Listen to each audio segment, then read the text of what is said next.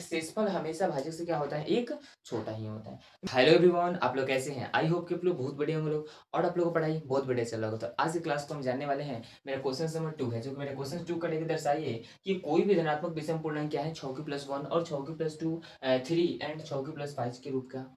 मतलब बोला है कि देखिए धनात्मक विषम पूर्णांक आपको क्या करना है कि 6 की प्लस 1, 6 की प्लस 3 और 6 की प्लस कितना है 5 के रूप में है। तो जहाँ क्यू क्या है, एक प्रकार की पूर्णांक है। मतलब आपको क्या करना है, इसको दर्शाना है। जहाँ बोल रहा है कि कोई भी धनात्मक पूर्णांक, मेरे को पता नहीं धनात्मक पूर्णांक क्या है, कोई भी आप मान सकते हैं। तो हमने क्या कर लिया कि माना धनात्मक पूर्णांक बराबर हमने क्या मान लिया, ये मान लिया। ठीक है, अब हमने धनात्मक पूर्णांक अगर ये मान लिया, इसको क्या करना है कि दर्शाना है आपको इसके रूप का। तो मेरे को दिखाई देता है यहाँ पे एल्गोरिथम का हम प्रयोग करेंगे। किसका प्रयोग करेंगे, तो एल्गोरिथम का लिखेंगे।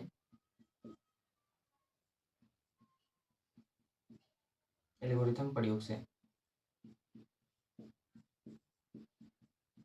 ओके। अब एल्गोरिथम प्रयोग करेंगे तो एल्गोरिथम का सूत्र क्या होता है, तो होता है मेरे को ए बराबर बी क्यू प्लस का आर। ठीक है, और मेरे को ए बराबर बी क्यू प्लस आर दे दिया है, जिसमें से मेरे को देखना है ये चीज कि बी का मान मेरे को क्या दे दिया है, 6। आपको देख पा रहे हैं यहाँ पे 6 की प्लस 1 है, इसका मतलब बी का मान मेरे को कितना दे दिया है, 6 दे दिया है। और आप लोगों को पता है कि बी क्या है यहाँ पे, बी क्या है यहाँ पे, भाजक है ना। तो एक बात बताइए मेरे को, देखिए बट नाम लिख देते हैं यहाँ पे, ये क्या है आपका, तो भाजक है। ओके, आर क्या है यहाँ पे, तो शेषफल है। अब बताइए मेरे को भाजक और शेषफल में क्या डिफरेंस है। तो आपको देखना ये है कि देखिए भाजक कभी भी जो होता है वो शेषफल से क्या होता है, शेषफल से क्या होता है, बड़ा ही होता है। मतलब कि एक मतलब हो गया, पता है कि शेषफल क्या होगा, भाजक से कभी क्या होगा, छोटा होगा। जैसे क्वेश्चन फॉर एग्जाम्पल बताते हैं, जैसे मानते हैं क्वेश्चन देते हैं।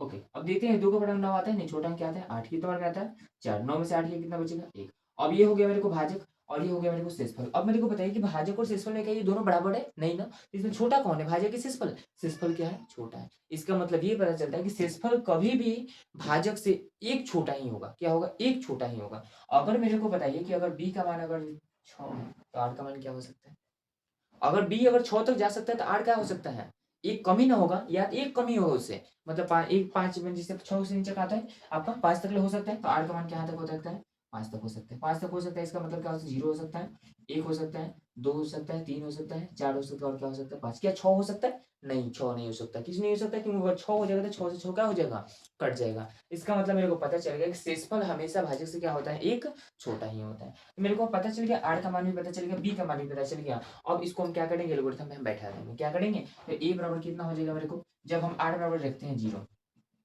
आर बराबर 0 पर, तो आर बराबर 0 रखेंगे तो क्या हो जाएगा, ए बराबर बी का मान कितना है 6, क्यू का मान कितना हो जाएगा, क्यू का मान कुछ होगा का नहीं, क्यू का क्यू। आर का मान कितना हो जाएगा, 0 यहाँ पे रखे हैं तो 0। फिर रखेंगे ए बराबर कितना हो जाएगा 6 क्यू प्लस का कितना हो जाएगा 1। जब आर बराबर क्या रखे थे 1 रखे थे, फिर आर बराबर क्या रखते हैं अब 2 रखते हैं। जब आर बराबर 2 रखेंगे तो क्या हो जाएगा, ए बराबर का 6 क्यू प्लस का क्या हो जाएगा 2। फिर क्या करेंगे, आर बराबर हम क्या रखेंगे, तो 3 रखेंगे। जब आर बराबर 3 रखेंगे तो ए बराबर क्या हो जाएगा मेरे को 6 क्यू प्लस का 3। फिर आर बराबर क्या रखते हैं हम 4 रखते हैं, तो ये बराबर क्या हो जाएगा मेरे को 6 क्यू प्लस का क्या हो जाएगा 4। फिर करेंगे आर बराबर क्या रखेंगे 5 रखेंगे, तो क्या हो जाएगा मेरे को ए बराबर क्या हो जाएगा 6 क्यू प्लस का, मतलब आप लोग देख सकते हैं कि जब आठ क्या हो सकता है 5 हो सकता है, अधिकतम 5 से ऊपर नहीं हो सकता। क्यों, क्योंकि मेरे को जो भाजक है कितना है 6 है, 6 से नीचे नीचे ही रहेगा। तो मेरे को पता चलेगा आठ कहाँ तक आ गया, 5 तक भी कंप्लीट हो गया। तो हमने क्या किया, ये बैठा दिया। अब मेरे को बोला था क्या, ये विषम पूर्णांक बोला था। अब इसमें से विषम ढूंढिए। ये बताइए मेरे को, किसी भी संख्या में एक विषम होता है, 0 होता है विषम, होता है नहीं, नहीं होता है। अच्छा देखिए, अब समझिए ना मेरे को, जब किसी भी संख्या में हम सम संख्या से मल्टीप्लाई करते हैं तो क्या होता है, वो सम ही रहेगा। परंतु जब किसी संख्या में हम सम संख्या से मल्टीप्लाई करके और उसमें जैसी संख्या जोड़ते हैं, अगर सम संख्या जोड़ेंगे तो वो सम हो जाएगा, अगर विषम संख्या जोड़ेंगे तो क्या हो जाएगा, विषम हो जाएगा। तो 6 क्या है, सम संख्या है। तो 6 में जब किसी भी अंक की संख्या से गुणा करेंगे, सम संख्या से किसी विषम में करें चाहे सम में करें, क्या हो जाएगा मेरे को, सम ही प्राप्त होगा ना। ये तो मेरे को कट जाएगा, नहीं होगा। अब फिर देखते हैं 6 की प्लस 1, ये तो सम है परंतु एक क्या है, विषम है ना, तो ये क्या हो जाएगा, विषम पहला। फिर सेकंड वाला ये सम हो सकता है, ये क्या हो जाएगा, फिर विषम हो जाएगा। ये 4 5 क्या हो जाएगा, सम हो जाएगा। अब मेरे को दिखाई दीजिए क्या बचा, एक 6 की प्लस 1, 6 की प्लस 3, 6 की प्लस 5। यहाँ पे लिख सकते हैं ए बराबर क्या हो सकता है, 6 प्लस का 1 कोमा 6 प्लस का 3 कोमा 6 प्लस का 5 एक धनात्मक विषम पूर्णांक है। क्या है, एक धनात्मक विषम पूर्णांक के रूप का होता है।